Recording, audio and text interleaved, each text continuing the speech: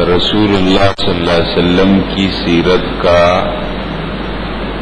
تیسرا اور آخری حصہ ہے ہجرت تا وفات. اس کو مدنی دور بھی کہا جاتا ہے. اس کی مدت ہے 10 سال، اور ان 10 سالوں میں رسول اللہ صلی اللہ علیہ وسلم نے اسلامی ریاست کی بنیاد رکھی. پھر یہ مدنی دور 3 مرحلوں میں تقسیم ہے. پہلا مرحلہ خطرات اور ان کا مقابلہ، دوسرا مرحلہ فتح کی ابتدا، تیسرا مرحلہ فتح کی تکمیل. اسی تیسرے مرحلے میں آج ہم چل رہے ہیں. فتح کی تکمیل اور آثار 2 سال 5 ماہ. آج کی مجلس میں انشاءاللہ آپ علیہ السلام کے حج کا ذکر آتا ہے. حجۃ الوداع. وداع کے معنی رخصتی ہے. جب ہم کسی کو رخصت کرتے ہیں تو کہتے ہیں الوداعی ملاقات کی، یعنی آخری ملاقات کی، اور رخصت کرتے الوداع. چونکہ اس حج میں آپ علیہ السلام نے اپنی رخصتی کے کچھ اشارے دیے تھے. آپ نے منا میں فرمایا تھا کہ میری باتیں غور سے سنو، شاید کہ میری ملاقات پھر نہ ہو تم سے. تو ایسے ان وجہوں سے اس کو حجۃ الوداع کہتے. اس کا نام حجۃ الاسلام بھی ہے، یعنی اسلام کے اندر جو حج ہوا ہے فرض آپ علیہ السلام نے وہ یہ حج کیا. حجۃ الاکمال بھی ہے، حجۃ البلاغ بھی ہے. بہرحال مشہور حجۃ الوداع. سن 10 ہجری کے اندر یہ حج ہوا. اب اس واقعے کو بیان کرتے ہیں 3 حصوں میں. پہلا حج سے پہلے کے کچھ باتیں، پھر حج کے حالات، پھر حج کے بعد. نبی کریم صلی اللہ علیہ وسلم نے ذی قعدہ کے مہینے میں، ذی قعدہ مہینہ حج والے مہینے سے پہلے، حج والے مہینہ کا نام ذی الحجہ، حج والے مہینے سے پہلے مہینہ ذی القعدہ، ذو قعدہ. آپ نے اس مہینے میں اعلان کر دیا کہ میں حج کے لیے جاؤں گا، جو آ جائے آ جائے. تو بہت بڑا حصہ مسلمانوں کا شریک ہوا. مکے مدینہ سے، مدینہ کے آس پاس سے اور پورے جزیرے سے لوگ آ گئے. اور ذی قعدہ کے آخر میں آپ علیہ السلام مدینہ منورہ سے نکل گئے. 25 ذی قعدہ بروز ہفتہ آپ صبح کو نکل گئے. مدینہ سے نکلنے کے بعد ذوالحلیفہ ایک مقام آتا ہے. یہ مدینہ منورہ سے تقریباً 6 میل ہے، اور کلومیٹر میں 9 کلومیٹر بن جائے. 9 کلومیٹر کی جگہ پر ایک مقام ہے ذوالحلیفہ. مدینہ سے آنے والے لوگ یہاں پر احرام باندھتے ہیں. آپ علیہ السلام ظہر کے وقت یہاں پہنچے. یہاں آپ نے ظہر کی نماز پڑھی، عصر، مغرب، عشاء، اور یہاں آپ رات ٹھہرے. اور دوسرے دن بھی آپ نے فجر کی نماز پڑھی. یہ تمام نمازیں آپ نے پڑھی، احرام باندھا اور قربانی کے جانور ساتھ لیے، ان کے گلے میں قلادہ ڈالا، اور یہ حصہ یہاں سے روانہ ہوگی. اور مکہ اور مدینہ کے درمیان یہ تمام راستہ 9 دن کے اندر طے ہوا. مختلف مقامات میں آپ نے رات گزاری. ان میں کچھ جگہوں پر کچھ واقعات بھی پیش آئے. صرف ایک مقام ہے، یہاں پر آپ علیہ السلام پہنچے. آپ کے ساتھ آپ کی 9 بیویاں ساتھ تھیں. حضرت فاطمہ ساتھ تھی. صرف کے مقام پر حضرت عائشہ رضی اللہ تعالیٰ عنہا کو ماہواری کا خون آ گیا. جو تمام خواتین کو آتا. حضرت عائشہ رونے لگی، کہا مجھ سے تو حج رہ گیا. آپ نے فرمایا کوئی مسئلہ نہیں، تم حج ادا کرتی رہو، صرف عمرہ نہیں ہوگا، کیونکہ عمرہ مسجد حرام کے اندر ہوتا ہے، طواف کرنا پڑتا ہے، خاتون اس حالت میں نہیں جا سکتی، تو اس لیے اپنا حج پورا کر لو، اس کے بعد آپ کے عمرے کا انتظام ہو جائے. اس کے بعد آپ علیہ السلام نے حضرت عائشہ کے ساتھ ان کے بھائی کو کیا ہے، اور تنعیم ایک مقام ہے، وہاں سے احرام باندھ کر عمرہ کیا ہے، اس کا نام مسجد عائشہ ہے. آج بھی جو حضرات گئے ہیں ان کو معلوم ہے مسجد عائشہ اس جگہ کا نام ہے، اس لیے کہ حضرت عائشہ نے وہاں سے عمرے کا احرام باندھا تھا. مکہ میں جتنے لوگ رہتے ہیں یا یہاں سے لوگ جا کر وہاں حج کے دنوں میں رہ جاتے ہیں اور پھر وہ مکہ سے عمرہ کرنا چاہتے ہیں تو وہ تنعیم میں آ جاتے ہیں، وہاں سے احرام بند کر کے پھر جا کر کے عمرہ کرتے ہیں. بہرحال شریف کے مقام پر تو یہ واقعہ پیش آیا. آگے چلے ذی طوا، یہ مقام یہ بالکل مکہ مکرمہ کے قریب ہے. یہاں آپ علیہ السلام رات کو ٹھہرے اور صبح کو غسل کیا ہے اور پھر مکہ مکرمہ میں داخل ہو. یہ آپ کے سامنے مکہ مکرمہ ہے. 4 ذی الحجہ بروز اتوار آپ علیہ السلام مکہ مکرمہ میں داخل ہو رہے، اور مکہ مکرمہ میں آپ داخل ہو رہے ہیں قدا کے راستے سے. یہ بالائی راستہ ہے، معلا ہے، قبرستان. اس راستے سے ہوتے ہوئے آپ علیہ السلام مکہ مکرمہ کے اندر داخل ہو. یہ دیکھ رہے حضرات، یہ قدا کا راستہ ہے. ایک قدئی ہے، یہ نچلے مکہ میں، نیچے مکہ یوں ہے نشیبی علاقہ ہے، تو یہ اوپر والے کو معلا کہتے ہیں، نیچے کو مسفلہ کہتے ہیں. یہاں سے قدا آتا ہے، یہاں سے قدئی. آپ علیہ السلام جب مکے میں داخل ہوتے تو قدا کے راستے سے آتے، اور جب نکلتے تو قدئی کے راستے سے نکلتے. اور یہی حضرت ابراہیم علیہ السلام کا بھی طریقہ تھا. تو آپ داخل ہوئے مکہ مکرمہ میں اس قدا کے راستے سے مسجد حرام کے اندر، اور یہاں آپ نے پھر طواف کیا ہے، عمرہ کیا. اب نبی کریم علیہ السلام جب مسجد حرام میں داخل ہوئے تو کون سے گیٹ سے داخل ہوئے؟ حضرات یہ دیکھ رہے ہیں، یہ صفا مروہ کی پٹی ہے، یہ پوری صفا مروہ کی پٹی ہے. اس صفا مروہ کی پٹی کی جانب میں ایک دروازہ ہے جس کا نام باب السلام. حضرات دیکھ رہے ہیں باب السلام، یہ گیٹ. آپ علیہ السلام یہاں سے داخل ہوئے تھے. آج بھی کوئی جائے تو یہاں سے داخل ہونا سنت ہے، لیکن شرط یہ ہے کہ آسانی کے ساتھ، کیونکہ یہ گیٹ ہے چھوٹا اور اس میں رش ہوتا ہے بہت زیادہ، تو یا تو بہت انتظار کرنا پڑے گا ورنہ تو کسی بھی دروازے سے داخل ہو جائے. بہرحال باب السلام سے آپ علیہ السلام داخل ہوئے، پھر آپ نے طواف کیا ہے، پھر آپ نے سعی کی ہے صفا مروہ کے درمیان اور عمرہ کر لیا.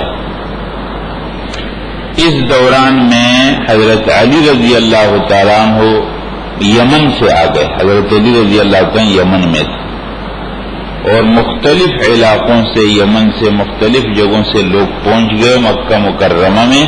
آپ علیہ السلام عمرہ کر چکے تھے. اس میں کچھ لوگ اپنے ساتھ قربانی کا جانور لائے تھے، کچھ نہیں لائے تھے. جو لائے تھے تو آپ نے فرمایا کہ اب تم عمرہ کر کے اپنے احرام کو مت کھولو. جو نہیں لائے تھے ان کو فرمایا کہ اپنا عمرہ کر کے احرام کھول دو، حج کے دنوں میں پھر احرام باندھو. اب یہ حج کی اپنی قسمیں ہیں، جب حج کے بارے میں انشاءاللہ بات ہوگی. پھر یہ ہو گیا حج، اور آپ علیہ السلام نے عمرہ ادا کر دیا. اس کے بعد آپ نے 4 روز مکہ کے اندر قیام کیا. مکہ میں آپ نے قیام کیا ہے بالائی حصے معلا کے اندر. 4 دن گزر گئے. 4 ذی الحجہ کو آپ آئے تھے. 5 6 7 8 8ویں تاریخ کو حج شروع ہو جاتا ہے. اب آپ علیہ السلام پھر جاتے ہیں مینا کی جانب اور حج شروع ہوتا ہے. یہ آپ کو نظر آ رہا ہے حضرات مسجد حرام، مینا، مزدلفہ، عرفات، اس پورے علاقے کے اندر حج ہوتا ہے. اب اسی سے آپ کو حج کا طریقہ بھی معلوم ہو جائے. 8 تاریخ کو آپ علیہ السلام مسجد حرام سے نکلے مینا کی جانب، اور مینا کے اندر 8 تاریخ کو یوم الترویہ آپ نے وقوف کیا ہے، ٹھہرے.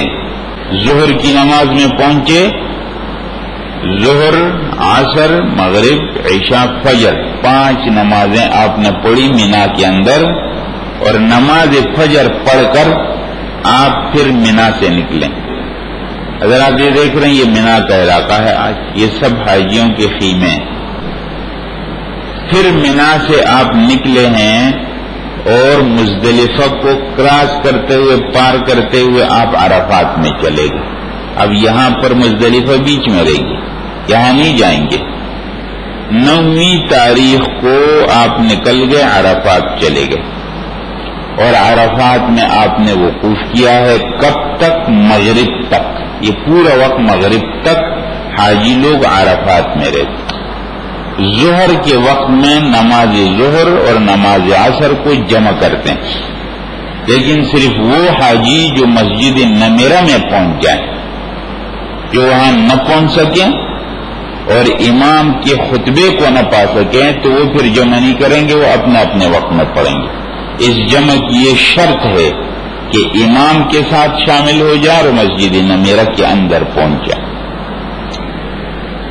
یہاں آپ علیہ السلام نے پھر نماز بھی پڑھائی، اور یہاں آپ نے ایک عظیم شان خطبہ دیا ہے جو آج بھی امت کے لیے ایک عجیب سبق ہے، اور آج بھی دنیا کے تمام لوگ اس خطبے کو سامنے رکھ کر اپنے قوانین بناتے ہیں. عرفات کے مقام پر یہ آیت بھی نازل ہوئی، الیوم اکملت لکم دینکم واتممت علیکم نعمتی ورضیت لکم الاسلام دینا. آج کے دن میں نے مکمل کر دیا تمہارے لیے تمہارے دین کو، پورا کر دیا تم پر اپنی نعمت کو، تمہارے لیے دین اسلام کو پسند کیا. یہ ہے عرفات کا میدان، یہ ہے جبل الرحمہ. یہاں پر حاجی لوگ پہنچتے ہیں، آسانی سے پہنچ جائیں تو پہنچ جائیں. یہ ہے آپ علیہ السلام کا وہ خطبہ. حضرات لوگوں میری بات سنو، کیونکہ میں نہیں جانتا شاید کہ اس کے بعد اس مقام پر میں تم سے کبھی مل سکوں. تمہارا خون، تمہارا مال اسی طرح حرام ہے جس طرح یہ دن اس مہینے میں اور اس شہر میں حرام ہے. یہ بھی یاد رکھو کہ ہر جاہلی امر باطل ہے، اور جاہلیت کے تمام خون باطل کر دیے گئے.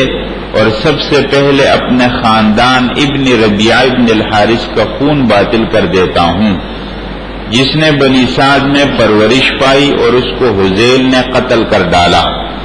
اور جاہلیت کے تمام سود بھی باطل کر دیے گئے، اور سب سے پہلے اپنے خاندان عباس ابن عبد المطلب کا سود باطل کر دیتا ہوں. یہ سب کا سب باطل.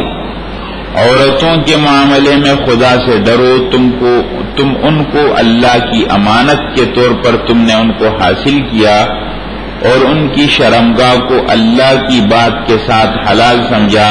تمہارا ان پر یہ حق ہے کہ وہ تمہارے بستر پر کسی غیر کو آنے نہ دیں. اگر وہ ایسا کریں تو تم ان کو ایسی مار مارو جو نمودار نہ ہو، بدن پر چوٹ نشان نہ پڑے معمولی. اور ان کا حق تم پر یہ ہے کہ تم ان کے لیے معقول طریقے پر خوراک، لباس کا انتظام کرو. تم میں ایک چیز چھوڑ جاتا ہوں، اگر تم نے اس کو مضبوطی سے پکڑ لیا تو تم گمراہ نہ ہوگے. وہ چیز اللہ کی کتاب ہے، اور تم سے میرے بارے میں پوچھا جائے گا، تم کیا جواب دو گے؟ صحابہ کرام نے عرض کیا، ہم کہیں گے کہ آپ نے خدا کا پیغام پہنچا دیا، اپنا فرض ادا کر دیا. آپ نے شہادت کی انگلی یوں اٹھائی آسمان کی طرف اور 3 مرتبہ ارشاد فرمایا، اے خدا تو گواہ رہنا، اے خدا تو گواہ رہنا، اے خدا تو گواہ رہنا. یہ عرفات کے میدان میں آپ علیہ السلام خطبہ دے رہے تھے. 1,24,000 1,20,000 یا 1,44,000 مختلف اقوال ہیں، یہ مجمع تھا، اور آپ علیہ السلام اپنی امت کو یہ باتیں بتا رہے تھے جو قیامت تک کے لیے۔ یہ ہے مسجد نمیرہ، اسی مقام پر جہاں خطبہ دیا تھا آپ علیہ السلام نے، اور آج اسی مقام پر خطبہ دیا جاتا ہے۔ عرفات میں جب مغرب ہو گئی تو آپ علیہ السلام مغرب کے بعد واپس ہو گئے عرفات سے مزدلفہ کی جانب۔ بیچ میں مغرب کا وقت گزرنے لگا، صحابی نے کہا اللہ کے رسول مغرب کا وقت، فرمایا مغرب ہم مزدلفہ میں پہنچ کر پڑھیں گے۔ آج بھی یہ بات ہے کہ حاجی لوگ جب عرفات سے واپس ہوتے ہیں تو ان کی نماز مغرب کی راستے میں گزر جاتی ہے، مغرب عشاء کو مزدلفہ میں جمع کر کے پڑھا جاتا ہے۔ اس میں کوئی شرط نہیں ہے، کوئی بھی 2 آدمی آپس میں جمع کر سکتے ہیں، جماعت کر سکتے ہیں، مغرب پڑھ لیں گے، پھر اس کے بیچ میں کوئی نماز نہیں، فوراً عشاء کی نماز ہو جائے گی۔ مزدلفہ کے مقام پر آپ نے رات گزاری، پھر صبح کی نماز اندھیرے میں پڑھی، اور اس کے بعد آپ مزدلفہ کے میدان میں آئے، اور آپ نے خوب توجہ سے عرفات کے میدان میں بھی اور مزدلفہ کے میدان میں بھی اپنی امت کے لیے دعائیں کی۔ پھر جب سورج کچھ نکلنے کے قریب ہوا تو آپ علیہ السلام مزدلفہ سے مینا کی طرف واپس آ گئے۔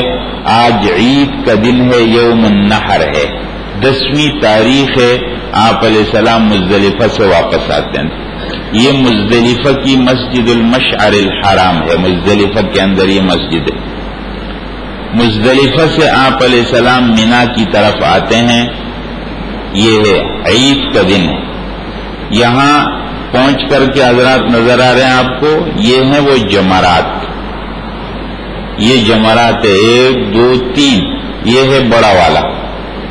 اس عید کے دن صرف اس بڑے والے کو کنکر مارے جاتے ہیں، اس کے بعد قربانی ہوتی ہے، اور پھر لوگ اپنا سر منڈوا دیتے ہیں اور اپنے احرام سے حلال ہو جاتے ہیں۔ آپ علیہ السلام نے اس جمرے کی رمی کی ہے، اس کے بعد آپ قربانی کی جگہ تشریف لے گئے، جہاں آپ نے قربانی کی، 63 اونٹ ذبح کیے، خود اور حضرت علی صاحب تھے، اور اس کے بعد پھر آپ علیہ السلام نے اپنے بال منڈوائے، اور وہ بال تمام صحابہ کرام کے درمیان تقسیم کر دیے۔ پھر اس کے بعد آپ علیہ السلام یہ کام کر کے مسجد حرام تشریف لیا، اور یہاں آپ نے طواف زیارت ادا کیا۔ طواف زیارت حج کے اندر فرض ہے۔ طواف زیارت ادا کر کے اور ظہر سے پہلے آپ واپس مینا کی طرف تشریف لیا۔ دیکھیں مینا کی طرف آئے، اور آج 10 تاریخ 11 12 13 یہ پورا دن آپ نے مینا کے اندر گزارے، اور آج بھی حاجی لوگ مینا کے اندر یہ پورے دن گزارتے ہیں، اور تینوں شیطانوں کو کنکر مارے جاتے ہیں اور کوئی کام نہیں ہوتا۔ یہ ہے 1 2 3۔ قانون یہ ہے کہ اس کے بعد اور اس پہلے اور دوسرے کے بعد دعا ہوتی ہے، اس آخری کے بعد دعا نہیں۔ ہر وہ رمی جس کے بعد دوسری رمی ہو تو دعا سنت ہے، لیکن جس کے بعد رمی نہیں، یہ آخری والی، اس کے بعد دعا سنت نہیں۔ یہ آپ علیہ السلام نے 3 دن مینا کے اندر گزارے، اور 13 تاریخ ذی الحجہ کی تھی، آپ علیہ السلام نے یہاں پر بھی خطبات دیے، اور یہاں سورۃ النصر نازل ہوئی، اذا جاء نصر اللہ والفتح ورأيت الناس يدخلون في دين الله أفواجا فسبح بحمد ربك واستغفر إنه كان توابا۔ حج ادا ہو گیا، اب آپ علیہ السلام واپس ہوئے مینا سے اور مکہ مکرمہ کی جانب واپس آ گئے۔ یہاں آپ نے محسب کے اندر قیام کیا، یہ ایک جگہ ہے محسب اس کا نام، رات گزاری، اور پھر رات کے وقت آپ علیہ السلام آ گئے مسجد حرام کی جانب۔ یہاں آپ پہنچ گئے، اور سحری کے وقت آپ نے طواف وداع کیا۔ سحری کا وقت تھا، آپ علیہ السلام نے طواف وداع کیا ہے حرم کے اندر۔ یہاں مناسبت سے حضرات بات آ گئی تو میں بیان کر دیتا ہوں، ورنہ اس پر انشاءاللہ مستقل بات بھی ہوگی۔ طواف ودا واجب ہے آخری، اگر کسی کو کوئی موقع نہ ملے کوئی بھی طواف کر دیا ہو تو وہ بھی اس کے قائم مقام ہو جاتا ہے۔ جب طواف کیا جاتا ہے حضرات دیکھ رہے ہیں یہ ہری لائٹ لگی ہوئی ہے، یہ ہے وہ جگہ جہاں سے طواف کی ابتدا ہوتی ہے، یہ تینوں منزلوں کے اندر ہے، یہ نیچے ہے، پھر یہاں دوسری منزل میں، یہاں آخری چھت پہ بھی اوپر سبز لائٹ ہے، یہ سبز لائٹ سے طواف یوں شروع ہو جائے گا اور پھر واپس یہاں ایک چکر، پھر دوسرا چکر، پھر تیسرا، پھر چوتھا، پھر پانچواں، چھٹا، ساتواں، یہ 7 چکر پورے ہو جائیں گے۔ طواف ودا کیا آپ علیہ السلام نے سحری کے وقت، اور سحری کے وقت آپ نکل۔ عجیب، آپ علیہ السلام کی زندگی میں ایک حرکت ہے، یعنی بیٹھنا ہے ہی نہیں، سحری کے وقت آ رہے ہیں، جا رہے ہیں، بس اب پہنچ رہے ہیں، اور کام پڑے ہوئے ہیں وہ کرنے ہیں۔ اب سحری کے وقت آپ علیہ السلام مکہ سے رخصت ہو رہے تھے، نہایت غمگین حالت میں تھے جب آپ مکے سے رخصت ہو رہے تھے۔ یہاں ایک بات ہے جو اس موقع کی تو نہیں ہے، ویسے مناسبت سے ہے، فتح مکہ کے موقع پر جب مکہ فتح ہو گیا، انصار لوگ آپس میں بیٹھ کر ایک بات کرنے لگے، کہا نبی کریم صلی اللہ علیہ وسلم ہمارے پاس مدینہ میں آئے تھے اس لیے کہ مکہ والوں نے ان کو چھوڑا نہیں، اب تو مکہ فتح ہو گیا ہے، اب مکے میں آپ علیہ السلام بہت آسانی سے رہ سکتے ہیں، تو شاید آپ علیہ السلام ہم کو چھوڑ دیں گے، اب آپ مکے میں رہ جائیں گے۔ اس بات پر انصار غمگین تھے، آپ کو اطلاع ملی، آپ نے فرمایا انصار یہ بات نہیں ہے، میں تمہارے ساتھ ہوں، انصار جس گھاٹی اور جس راستے پر چلیں گے میں اس راستے پر چلوں، اگر ہجرت نہ ہوتی تو میں انصار سے ہوتا۔ اب آپ علیہ السلام نہایت غمگین انداز میں مکہ مکرمہ سے واپس مدینہ منورہ کی طرف رخصت ہو رہے ہیں۔ ایک صحابی بیمار بھی ہو گئے، سعد بن ابی وقاص، آپ نے ان کے لیے دعا کی کہ اللہ ان کو ٹھیک فرما دے اور ان کی ہجرت کو مکمل فرما دے۔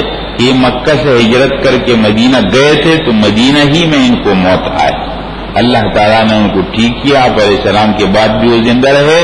بہرحال سحری کے وقت 14 ذی الحجہ آپ علیہ السلام طواف ودا کر کے مکہ مکرمہ سے رخصت ہو۔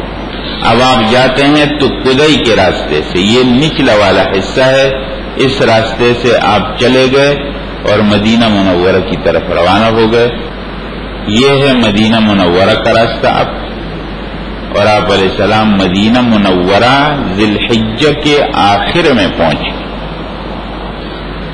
یہ ہے مدینہ منورہ ذی الحجہ کے بالکل آخر میں، تقریباً آپ علیہ السلام مدینہ منورہ واپس آئے۔ اب آگے آخری مجلس سے انشاءاللہ ہماری سیرت کے سلسلہ پورا ہو جائے گا، اگلی مجلس میں انشاءاللہ آپ علیہ السلام کے وفات کا قصہ ہے اور سیرت کے سلسلہ پورا ہو جائے۔ اللہ تعالیٰ